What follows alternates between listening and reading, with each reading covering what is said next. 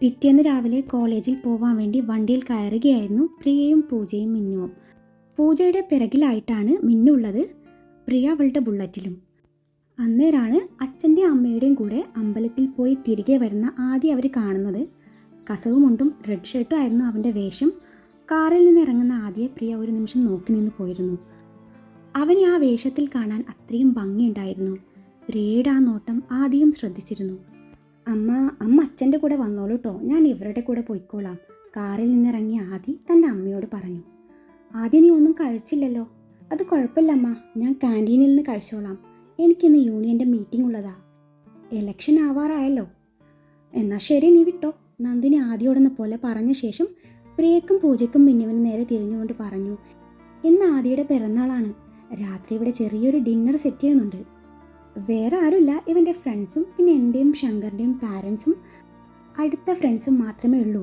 ഇപ്പം നിങ്ങളെയും കൂടി ക്ഷണിക്കുക, 3 പേരും കൂടി വരണം കേട്ടല്ലോ. നന്ദിനി നിറഞ്ഞ ചിരിയോടെ 3 പേരെയും ക്ഷണിച്ചു. അവർ 3 പേരും വരാമെന്ന് സമ്മതിക്കുകയും ചെയ്തു. എന്നാൽ നിങ്ങൾ വിട്ടോ, ഞാൻ പ്രിയയുടെ കൂടെ വന്നോളാം, ആദി പൂജയോടും മിന്നുവിനോടൊന്ന പോലെ പറഞ്ഞു. അത് കേട്ടതും പൂജയും മിന്നുവും വല്ലാത്ത ഭാവത്തിൽ പ്രിയയെന്ന് നോക്കി ചിരിച്ചു. വണ്ടിയെടുത്ത് അവിടുന്ന് പോയി.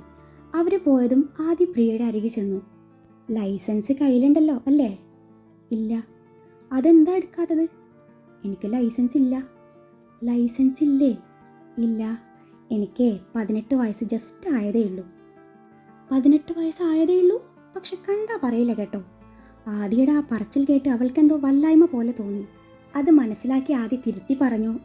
തനിക്ക് പ്രായത്തിൽ കവിഞ്ഞ പക്വത ഉണ്ടെന്ന് പറയുകയായിരുന്നു എന്നും പറഞ്ഞ് അവൻ പ്രിയയുടെ കയ്യിൽ നിന്നും കീ വാങ്ങി വണ്ടി കയറി. കയറ്, ലൈസൻസ് ഇല്ലാതെ വണ്ടി ഓടിക്കാൻ പാടില്ലെന്ന് അറിഞ്ഞൂടെ? തനിക്ക് ലൈസൻസ് കിട്ടുന്നതുവരെ നമുക്കെന്നും ഇതുപോലെ പോക്കും വരവും ഒരുമിച്ചാക്കിയേക്കാം, എന്തേ? അവളെ നോക്കി അതും പറഞ്ഞൊരു കള്ളച്ചിരിയും പാസാക്കി വണ്ടി സ്റ്റാർട്ട് ചെയ്തു. ഇവൻ്റെ തലയിൽ വല്ല തേങ്ങയും വീണോ ആവോ? ഇന്നലെ തൊട്ട് ഇവൻ കിളിപ്പോയ പോലെയാണല്ലോ പെരുമാറുന്നത് എന്ന് ചിന്തിക്കുന്ന പ്രിയയെ നോക്കി ആദ്യ പറഞ്ഞു. കയറ്. അത് കേട്ട പ്രിയ ഒന്ന് ചിരിച്ചെന്ന് വരുത്തി അവൻ്റെ പിറകിൽ കയറിയിരുന്നു.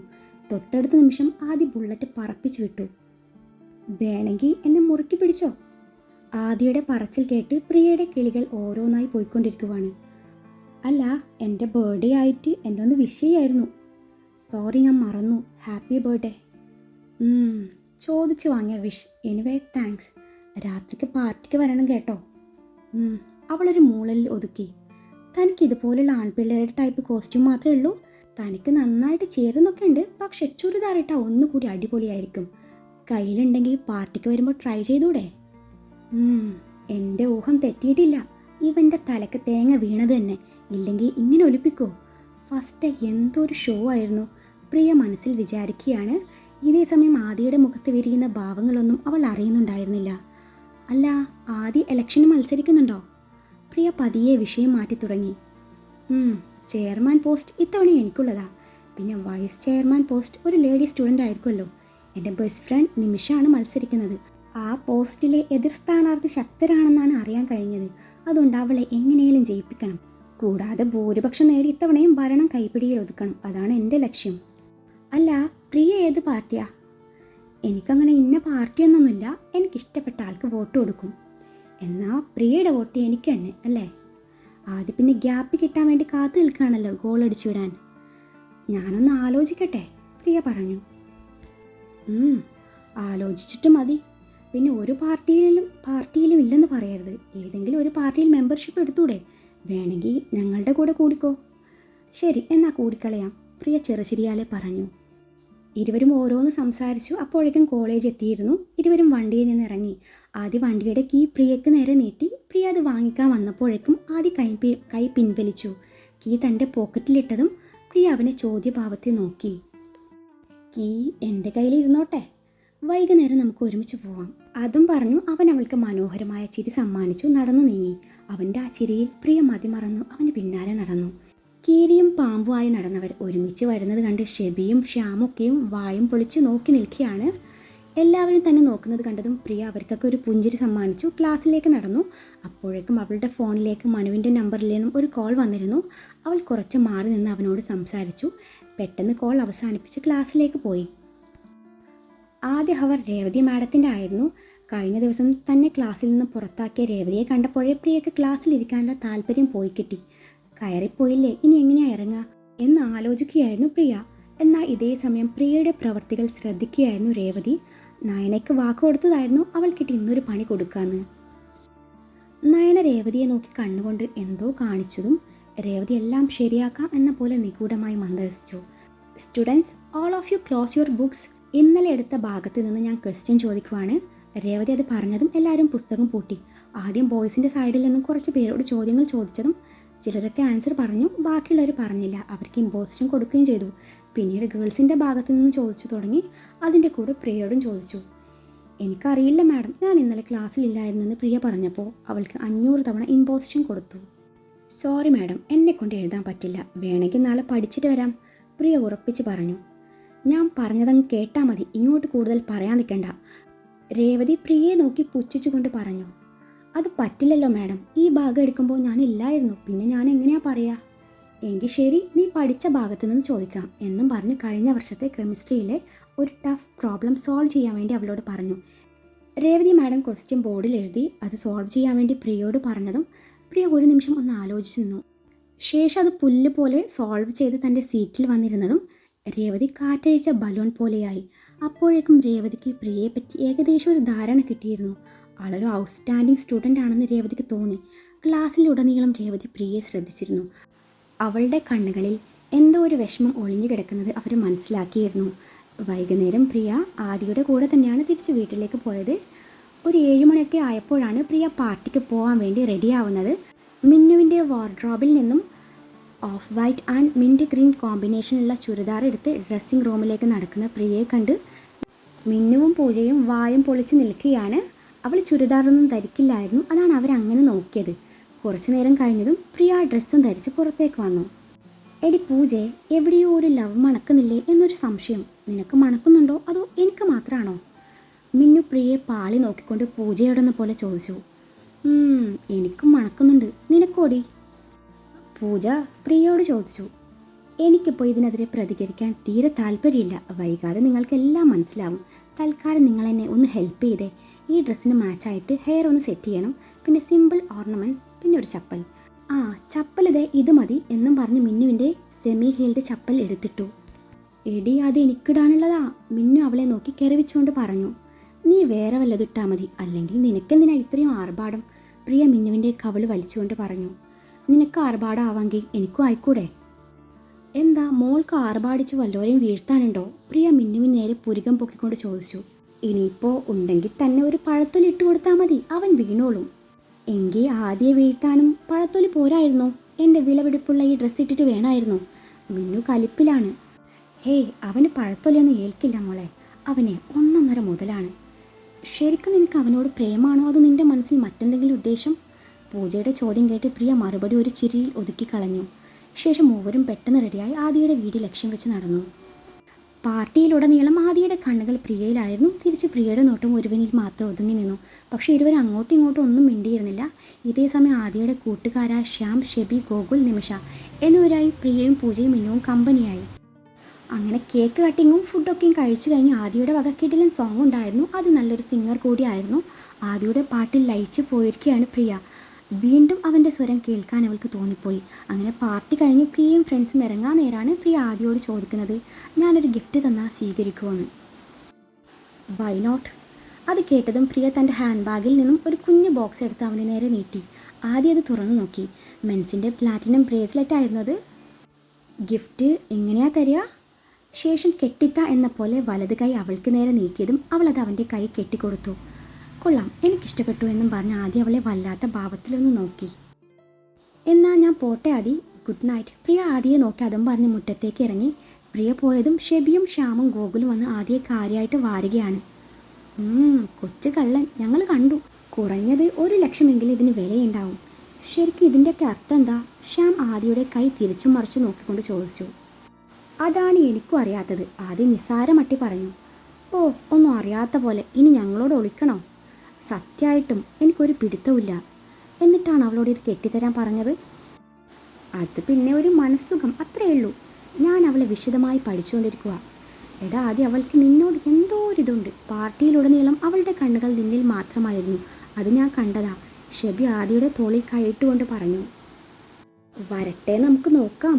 ആദ്യം ഇങ്ങനെ മുന്നും പിന്നും നോക്കാതെ ഒന്നും ചെയ്യാറില്ലല്ലോ. അതും പറഞ്ഞ് അവൻ അവരുടെ തോളിൽ പിടിച്ചു അകത്തേക്ക് നടന്നു.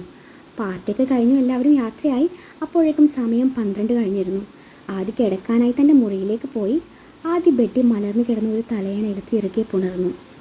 അന്നേരം അവൻ്റെ മനസ്സിൽ തെളിഞ്ഞു വന്നത് പ്രിയയുടെ മുഖമായിരുന്നു. അവളെ ചുരിദാറിൽ കണ്ടപ്പോൾ ശരിക്കും അവൻ ഞെട്ടിയിരുന്നു. താൻ രാവിലെ ഒരു ഫ്ലോയിൽ അങ്ങ് പറഞ്ഞതായിരുന്നു, പക്ഷെ അവൾ അതുപോലെ ചുരിദാറിട്ട് വരുമെന്ന് കരുതിയിരുന്നില്ല. എന്തായാലും ആ ഡ്രസ്സിൽ അവളെ കാണാൻ വിചാരിച്ചതിനേക്കാളും അടിപൊളിയായിരുന്നു. ആദിയുടെ ചുണ്ടിൽ അന്നേരം എന്തിനെന്നറിയാതെ ഒരു പുഞ്ചിരി വിരിഞ്ഞു. പ്രിയ കെട്ടിക്കൊടുത്ത ബ്രേസ്ലെറ്റിലേക്ക് അവൻ്റെ കണ്ണുകളും നുടക്കി. അവൻ തൻ്റെ ഫോണെടുത്ത് പ്രിയയുടെ വാട്സാപ്പ് നമ്പറിലേക്ക് താങ്ക്സ് പറഞ്ഞുകൊണ്ട് ഒരു മെസ്സേജ് ഇട്ട് കൊടുത്തു. തൊട്ടടുത്ത നിമിഷം വന്നു പ്രിയയുടെ റിപ്ലൈ മെസ്സേജ്. എന്തിനാണ് താങ്ക്സ് എന്ന പോലെയുള്ള ഒരു ക്വസ്റ്റ്യൻ മാർക്കായിരുന്നത്. അത്രയും ബ്യൂട്ടിഫുൾ ആയിട്ടുള്ള ഗിഫ്റ്റ് തന്നതിന് ആദ്യ തിരിച്ചും മെസ്സേജ് അയച്ചു. ആദിയുടെ മെസ്സേജ് കണ്ട പ്രിയയുടെ ചുണ്ടിൽ ഒരു പുഞ്ചിരി വിരിഞ്ഞു. അത്രയ്ക്കും ബ്യൂട്ടിഫുൾ ആണോ? പ്രിയ ടൈപ്പ് ചെയ്ത് സെൻഡ് ചെയ്തു. തന്നെപ്പോലെ തൻ്റെ ഗിഫ്റ്റും ബ്യൂട്ടിഫുള്ളാണ്. ആദ്യ ഉള്ളിലൂറിയ ചിരിയോടെ സെൻഡ് ബട്ടൺ പ്രസ് ചെയ്തു. തിരിച്ചു പ്രിയ ഒരു ഇമോജി ഇട്ട് കൊടുത്തു. താൻ ഉറങ്ങിയില്ലേ? ആദ്യ വീണ്ടും അയച്ചു. ഇല്ല. പ്രിയയുടെ മറുപടി ഉടനെ വന്നു. പെട്ടെന്നാണ് ആദ്യ അവളുടെ നമ്പറിലേക്ക് വീഡിയോ കോൾ ചെയ്യുന്നത്. അവളെ എടുക്കണോ വേണ്ടയോ എന്ന് ആലോചിച്ചു നിന്നു. ശേഷം ഡ്രസ്സൊക്കെ ഓക്കെ ആണോ എന്ന് ഉറപ്പിച്ചു കോൾ അറ്റൻഡ് ചെയ്തു. എന്തേ ഉറങ്ങാത്തത്? ആദ്യ ചോദിച്ചു. ഉറക്കം വന്നില്ല. അതെന്താ ഉറക്കം വരാത്തത്? അതങ്ങനെയാ, രാത്രി ആകുമ്പോൾ എനിക്ക് വല്ലാത്തൊരു ഒറ്റപ്പെടൽ ഫീൽ ചെയ്യും. പ്രിയ പറഞ്ഞു. എങ്കിൽ ഫ്രണ്ട്സിൻ്റെ കൂടെ കിടന്നൂടെ? അതും ശരിയാവില്ല. ഒറ്റയ്ക്ക് കിടന്ന് ശീലിച്ചതുകൊണ്ട് എനിക്കിങ്ങനെ ആരെങ്കിലും ദേഹത്ത് മുട്ടിക്കിടക്കുന്നതേ വല്ലാത്തൊരു ഇറിറ്റേഷൻ പോലെ തോന്നും. പ്രിയ പറഞ്ഞു. അയ്യോ, അതെങ്ങനെ ശരിയാവും? ആദിയുടെ നാവിൽ നിന്നും അറിയാതെ വീണു പോയതാണ്. അത് കേട്ടതും പ്രിയയുടെ കണ്ണുകൾ മിഴിഞ്ഞു വന്നത് ആദ്യ കണ്ടില്ലെന്ന് നടിച്ചു. ശേഷം ഇരുവരുടെയും സംസാരം കുറച്ചു നേരം നീണ്ടു നിന്നു. എന്നിട്ട് അവൾക്ക് ഉറങ്ങാനുള്ള ഉദ്ദേശമില്ലെന്ന് മനസ്സിലാക്കി ആദ്യം അവളോട് കാര്യം തിരക്കി. നേരത്തെ നിർത്താതെ പട്ടി കുരക്കുന്ന ശബ്ദം കേട്ടിരുന്നെന്നും ഇനിയിപ്പോൾ വല്ല കള്ളന്മാരെങ്ങാനും ഉണ്ടാവുമോ എന്ന് ഭയന്നിട്ടാണ് അവൾ ഉറങ്ങാത്തതെന്ന്. അതുകൊണ്ട് കോൾ കട്ട് ചെയ്യാതെ ഇരുവരും ഉറങ്ങാൻ തീരുമാനിച്ചു. രണ്ടുപേരും പരസ്പരം കാണുന്ന പോലെ കുറച്ചകലെയായി പില്ലോയിൽ ഫോൺ ചാരി വെച്ചു ഫോണിലേക്ക് ദൃഷ്ടിയോന്ന് കിടന്നു. ഗുഡ് നൈറ്റ് രണ്ടുപേരും പരസ്പരം അത് പറഞ്ഞു ഫോണിലേക്ക് ദൃഷ്ടി പതിപ്പിച്ചു. കുറച്ച് സമയം കഴിഞ്ഞതും പ്രിയ ഉറങ്ങിയിരുന്നു. ആദ്യം അപ്പോഴും ഉറങ്ങിയിരുന്നില്ല. ഉറങ്ങുന്ന അവളെ ആദ്യം കണ്ണിമച്ചിമാതെ നോക്കിയിരുന്നു. അവൾ ചരിഞ്ഞു കിടന്ന് ഫോണിന് അഭിമുഖമായിട്ടാണ് കിടക്കുന്നത്. അവളുടെ മുഖത്തേക്ക് വീണ് കിടക്കുന്ന മുടി ഫാനിൻ്റെ കാറ്റിൽ പാറി പറക്കുന്നുണ്ട്. അവളുടെ മുഖവും കഴുത്തിൻ്റെ അത്രയും ഭാഗം മാത്രമേ സ്ക്രീനിൽ കാണാൻ പറ്റുന്നുള്ളൂ. ആദ്യം അവളുടെ കുഞ്ഞുമുഖത്തിൻ്റെ ഭംഗി കുറച്ചു നേരം നോക്കിയിരുന്നു പോയിരുന്നു. വൈകാതെ അവനും ഉറങ്ങി. രാവിലെ എഴുന്നേറ്റ് പ്രിയയുടെ മുറിയിലേക്ക് വന്ന പൂജയും മിന്നു ഈ കാഴ്ച കണ്ട് കണ്ണും തള്ളിയിരിപ്പാണ്. അപ്പോഴും കോൾ കട്ടായിട്ടുണ്ടായിരുന്നില്ല. പ്രിയയും ആദ്യവും നല്ല ഉറക്കത്തിലും. ശബ്ദം ഉണ്ടാക്കി ആദ്യം കേൾക്കുമല്ലോ എന്ന് കരുതി മിന്നു പതിയെ പ്രിയയെ തട്ടി വിളിച്ചതും പ്രിയ കണ്ണ് തുറന്നു നോക്കി. മുന്നിൽ നിൽക്കുന്ന പൂജയും മിന്നുവും അങ്ങോട്ട് നോക്കിയെന്ന പോലെ എന്തോ കണ്ടുകൊണ്ട് ഗോഷ്ടി കാണിച്ചതും പ്രിയ എന്തോ ഓർമ്മ വന്ന പോലെ ഫോണിലേക്ക് നോക്കിയപ്പോൾ ആദ്യം സുഖമായി ഉറങ്ങുന്നു. അത് കണ്ട് പ്രിയ ഫോണെടുത്ത് കൈ പിടിച്ചു ഇരുവർക്കും ഒരു ചമ്മിയ ചിരി പാസാക്കി. അത് കണ്ട് ഇരുവരും അവളെ ഒന്ന് നോക്കി ആക്കി ചിരിച്ച് മുറിവിട്ടിറങ്ങിയതും അവൾ വീണ്ടും ഫോണിലേക്ക് നോട്ടം പായിച്ചു. ഉറങ്ങിക്കിടക്കുന്ന ആദ്യം ഒന്ന് നോക്കി. ഉറങ്ങുമ്പോഴുള്ള അവൻ്റെ നിഷ്കളങ്കമായ മുഖം അവളുടെ ഹൃദയത്തിൽ പതിഞ്ഞിരുന്നു. അവളൊരു ചെറുചിരിയാലെ കോൾ കട്ട് ചെയ്ത് ഫ്രഷ് ആവാനായി പോയി. പിന്നീടുള്ള രാത്രികൾ ഇത് പതിവായിരുന്നു. അതുപോലെ പ്രിയയുടെ ബുള്ളറ്റിലായിരുന്നു ഇരുവരുടെയും കോളേജ് യാത്ര. ഇരുവരും അവരെ പോലെ അറിയാതെ കൂടുതൽ അടുക്കുകയായിരുന്നു. ഇരുവരുടെയും അടുപ്പം കണ്ട് പലരും ചോദിക്കുമായിരുന്നു നിങ്ങൾ തമ്മിൽ ലവാണോ എന്ന്. അപ്പോൾ രണ്ടുപേരും ഒരു ചിരിയിൽ മറുപടി ഒതുക്കുമായിരുന്നു. അതുപോലെ ആദ്യം പ്രിയയും പൂജയും മിന്നുവിനെയും പരിചയമുള്ള ഡ്രൈവിംഗ് സ്കൂളിൽ ചേർക്കുകയും ചെയ്തു. 3 പേരും നന്നായി ഡ്രൈവ് ചെയ്യുമെങ്കിലും 8 വെച്ച് വിടണമല്ലോ. അങ്ങനെ 3 പേർക്കും ഡ്രൈവിംഗ് ടെസ്റ്റിനുള്ള ഡേറ്റും കിട്ടിയിരുന്നു. അങ്ങനെ കോളേജ് ഇലക്ഷൻ അടുക്കാറായി. ഇന്നാണ് ഇരു പാർട്ടിക്കാരും നോമിനേഷൻ ലെറ്റർ സമർപ്പിക്കുന്നത്. അതോടൊപ്പം ഇരു പാർട്ടിയിലെയും കാൻഡിഡേറ്റ്സിൻ്റെ പേരും ഫോട്ടോയും പതിപ്പിച്ച ഫ്ലെക്സും കൂടി ക്യാമ്പസിനുള്ളിൽ ഉയരും. SFKയുടെ മുതിർന്ന നേതാക്കന്മാർ ഇന്ന് കസവും മുണ്ടും റെഡ് ഷർട്ടുമാണ് അണിയുന്നത്. കൂടെ പെൺപിള്ളേർ കസവ് സാരിയും റെഡ് ബ്ലൗസും. ആദ്യം ഇത് പ്രിയയോട് സൂചിപ്പിച്ചിരുന്നു. ആദ്യ വീടിനുള്ളിൽ നിന്നും ഇറങ്ങി വരുന്ന സമയത്താണ് മിന്നുവും പൂജയും ഔട്ട് ഹൗസിൽ നിന്ന് ഇറങ്ങി വരുന്നത്. അവരെ കണ്ട് ആദ്യ പ്രിയയെ തിരക്കി. അവൾ റെഡിയാവുകയാണെന്നും ആദ്യക്ക് അവളുടെ വക ഒരു സർപ്രൈസ് ഉണ്ടെന്നും തങ്ങൾക്കിരുവർക്കും ഇത്തിരി തിരക്കുണ്ടെന്നും പറഞ്ഞു മിന്നുവും പൂജയും പോയതും എന്തായിരിക്കാം ആ സർപ്രൈസ് എന്നറിയാൻ ആദ്യക്കൊരു ചെറിയൊരു ക്യൂരിയോസിറ്റി. അവിടെ എങ്ങാനും ആരുമില്ലെന്ന് ഉറപ്പുവരുത്തി ആദ്യം ഔട്ട് ഹൗസ് ലക്ഷ്യം വെച്ച് നടന്നു. ഫ്രണ്ട് ഡോർ ചാരിയിട്ടേ ഉണ്ടായിരുന്നുള്ളൂ. ആദ്യ ഡോർ പതിയെ തുറന്ന് അകത്ത് കയറി ഡോർ ലോക്ക് ചെയ്തു. പ്രിയയുടെ മുറി മുകളിലാണെന്ന് മനസ്സിലാക്കിയിരുന്ന ആദി സ്റ്റെയർ കയറി പ്രിയയുടെ മുറി ലക്ഷ്യം വെച്ച് നടന്നു. അവളുടെ മുറി തുറന്നു കിടക്കുകയായിരുന്നു. അവൻ അകത്ത് കയറി ചുറ്റും നോക്കി. അവിടെ എവിടെയും പ്രിയ ഇല്ലായിരുന്നു. അപ്പോഴാണ് ഡ്രസ്സിംഗ് ഏരിയയിൽ നിന്നും പ്രിയ എന്തൊക്കെയോ പിറുപിറുക്കുന്നത് ആദി കേൾക്കുന്നത്. സംഭവം എന്താണെന്നറിയാതെ ആദ്യം അങ്ങോട്ട് നടന്നു. അവിടെ കണ്ട കാഴ്ചയിൽ ആദിയുടെ കണ്ണുകൾ മിഴിഞ്ഞു വന്നു. തീരെ പ്രതീക്ഷിക്കാതെ ആദ്യം അവിടെ കണ്ടതും പ്രിയയുടെ കയ്യിൽ നിന്നും സാരി ഊർന്നു വീണുപോയി. കണ്ണാടിക്ക് അഭിമുഖമായി നിൽക്കുന്ന പ്രിയയുടെ പ്രതിബിംബത്തിലേക്ക് ആദിയുടെ കണ്ണുകൾ ഉടക്കി. അണ്ടർസ്കേർട്ടും ബ്ലൗസ് ഇട്ട് നിൽക്കുന്ന പ്രിയ. ഡ്രസ്സിംഗ് റൂം ആയതിനാൽ ചെറിയ മുറിയാണ്, എങ്ങോട്ടും ഓടിപ്പോവാനും പറ്റില്ല. ഡോറിനരികിലാണെങ്കിൽ ആദിയും. കണ്ണാടിയുടെ മുന്നിലായതുകൊണ്ട് തിരിഞ്ഞു നിന്നിട്ടും കാര്യമില്ല. ഇനിയിപ്പോൾ കണ്ണാടിയുടെ ഓപ്പോസിറ്റായി നിൽക്കാന്ന് വെച്ചാൽ ലവന് മുഖാമുഖം സീൻ പിടിച്ച് നിന്ന് കൊടുത്തതുപോലെ ആവും. അവളുടെ അവസ്ഥ മനസ്സിലാക്കി ആദി എൻ്റെ ആറ്റുകാൽ ഭാസ്കര കൺട്രോൾ തരണേ എന്നും മനസ്സിൽ പറഞ്ഞു. പെട്ടെന്ന് അവളിൽ നിന്നുള്ള നോട്ടം പിൻവലിച്ചു മുറി വിട്ടിറങ്ങി. ഇത്തരം സിറ്റുവേഷനിൽ ഇല്ലാത്ത ദൈവങ്ങളെ വിളിച്ചു പോകുമെന്ന് പറയുന്നത് ചുമ്മാതല്ല എന്നും പറഞ്ഞ് അവൻ ചുണ്ടിലൊളിപ്പിച്ച ചിരിയാലെ സ്റ്റെയർ ഇറങ്ങി. കുറച്ച് കഴിഞ്ഞതും പ്രിയ സാരി എടുത്ത് റെഡിയായി വന്നു. അവൾക്ക് ആദിയുടെ മുഖത്ത് നോക്കാൻ നല്ല ചമ്മലുണ്ടായിരുന്നു. അവളെ കണ്ടതും ആദ്യം അവളെ മൊത്തത്തിലൊന്ന് നോക്കി സൂപ്പർ എന്ന പോലെ കൈകൊണ്ട് കാണിച്ചു. ആദിയുടെ പിറകെ ഇരിക്കുമ്പോഴും പ്രിയയുടെ മനസ്സ് നേരത്തെ നടന്ന സംഭവത്തിൽ കുടുങ്ങിക്കിടക്കുമായിരുന്നു. അത് മനസ്സിലാക്കിയ ആദി അവളോട് കൂടുതലൊന്നും സംസാരിക്കാൻ നിന്നില്ല. കോളേജിലെത്തിയതും പ്രിയ ആദിയോട് താൻ പോവുകയാണെന്ന് പറഞ്ഞതും അവൻ ശരി എന്ന പോലെ തലയണക്കി. അവൾ അവനെ മറികടന്ന് പോവാൻ നേരാണ് അവൻ്റെ കാലിൽ തട്ടി അവൾ വീഴാൻ പോകുന്നത്. പക്ഷെ അവൾ വീഴുന്നതിന് മുന്നേ ആദ്യം അവളുടെ ഇടുപ്പിൽ കൈയിട്ട് മുറുക്കി പിടിച്ചിരുന്നു. ആദിയുടെ കൈ അവളുടെ ഇടുപ്പിലും വയറിലും അമർന്നതും പ്രിയയുടെ ശരീരം ആലില പോലെ വിറകൊള്ളുന്നുണ്ടായിരുന്നു. ഇരുവരുടെയും കണ്ണുകൾ ആ നിമിഷം കൊരുത്ത് വലിച്ചതും പ്രിയ ഒരു തരം പിടിച്ച് പകപ്പോടെ നോട്ടം പിൻവലിച്ചു. ആദി കൈയെടുക്ക്, ഞാൻ പോട്ടെ. പ്രിയ പറഞ്ഞത് കേട്ടപ്പോഴാണ് ആദി അവളിൽ നിന്നുള്ള പിടി അയച്ചത്. അതോടെ പ്രിയ ആദിയുടെ മുഖത്ത് പോലും നോക്കാതെ നടന്നു നീങ്ങി. കുറച്ചു ദൂരം പിന്നിട്ടതും പ്രിയ ഒന്ന് തിരിഞ്ഞു നോക്കി. അപ്പോഴും ആദി അവളിൽ മാത്രം കണ്ണു നട്ടിരിപ്പായിരുന്നു. അവനൊരു പുഞ്ചിരി സമ്മാനിച്ചു. പ്രിയ മുന്നോട്ട് നടന്നു. ഇതേ സമയം പ്രിയ പോയ വഴിയെ വല്ലാത്ത ഭാവത്തിൽ നോക്കുന്ന ആദിയെ കണ്ടതും ഷെബിയും ശ്യാമും ഗോകുലും അവന് നല്ല പോലെ വാരി തുടങ്ങി. ക്ലാസ്സിലിരിക്കുമ്പോഴും പ്രിയയുടെ മനസ്സിൽ ഇന്ന് രാവിലെ നടന്ന സംഭവങ്ങൾ മാത്രമായിരുന്നു. എന്നും ഇൻ്റർവെല്ലിന് പുറത്തിറങ്ങാറുള്ള പ്രിയ ആദ്യം ഫേസ് ചെയ്യാനുള്ള ചമ്മൽ കൊണ്ട് ക്ലാസ്സിൽ തന്നെ ഇരുന്നു. കുറച്ച് കഴിഞ്ഞതും മിന്നുവും പൂജയും ഓടിക്കിതച്ച് വന്നു. പ്രിയയുടെ കൈയും പിടിച്ച് ഇരുവരും കോളേജ് കവാടത്തിനരികിലെത്തി. അവിടെ തല ഉയർത്തി നിൽക്കുന്ന പടുകൂറ്റൻ ഫ്ലെക്സിലേക്ക് മിന്നു വിരൽ ചൂണ്ടിയതും പ്രിയക്ക് തല പെരുകും പോലെ തോന്നി. DSUക്കാരുടെ ഫ്ലെക്സ് ആയിരുന്നത്. അവർ ലേഡി വൈസ് ചെയർമാൻ പ്രിയംവദക്ക് ഇന്ന ചിഹ്നത്തിൽ വോട്ട് രേഖപ്പെടുത്തി വിജയിക്കുക എന്നായിരുന്നു അതിൽ എഴുതിയിട്ടുണ്ടായിരുന്നത്.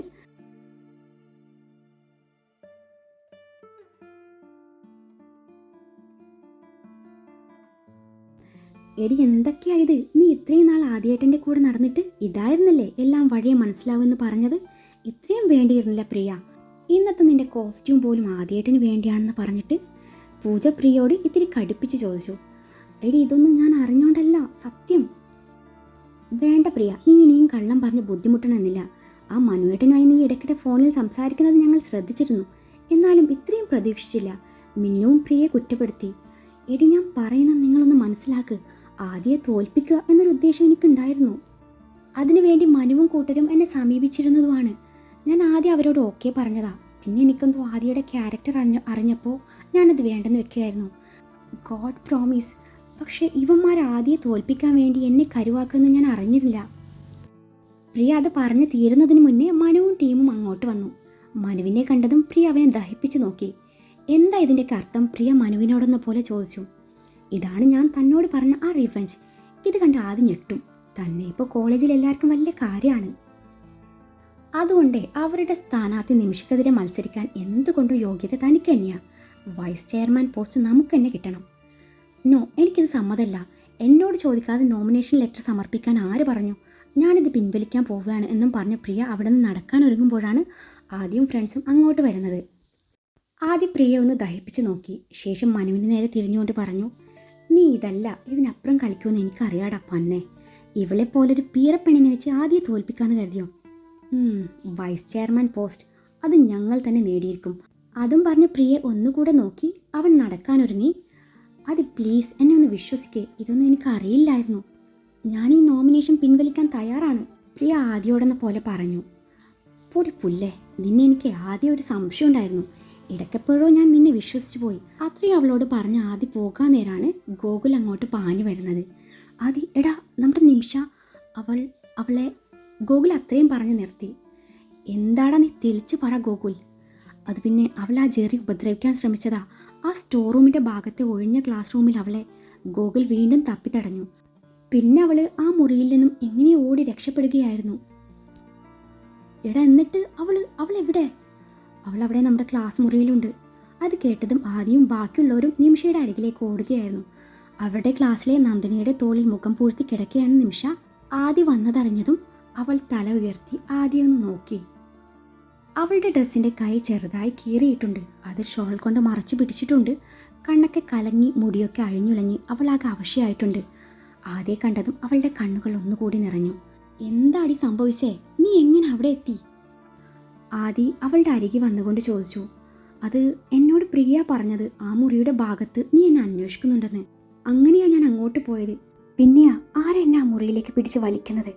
ഇരുട്ടായതിനാ ആളുടെ മുഖം വ്യക്തമല്ലായിരുന്നു. അപ്പോഴാണ് ഇതൊരു ട്രാപ്പായിരുന്നു എന്ന് മനസ്സിലാക്കുന്നത്.